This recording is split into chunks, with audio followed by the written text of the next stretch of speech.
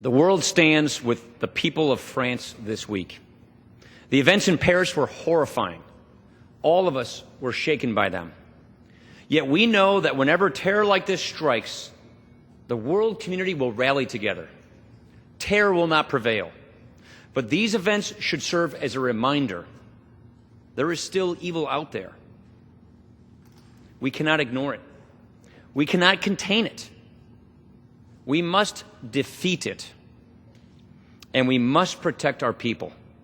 The country is uneasy and unsettled, and they have every right to be.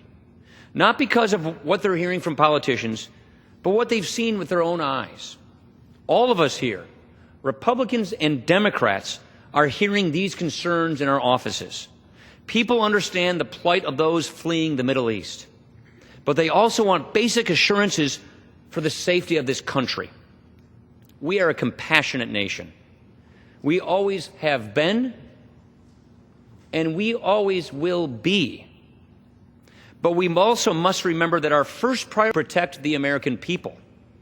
We can be compassionate, and we can also be safe.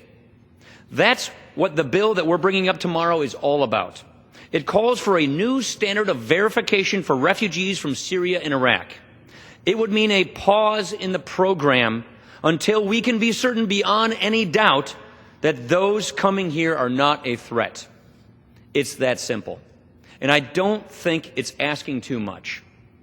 I also want to point out that we will not have a religious test, only a security test.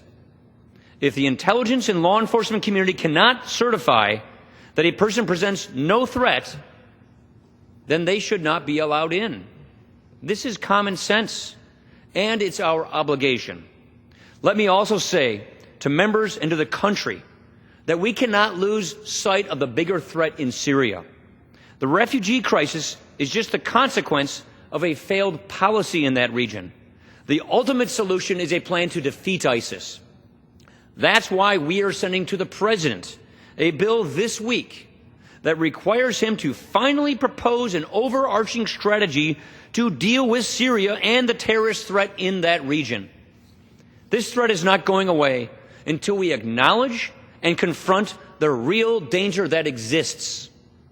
There is a long road ahead. But today, for this moment, I urge all of my colleagues to support the legislation tomorrow and to help keep America safe.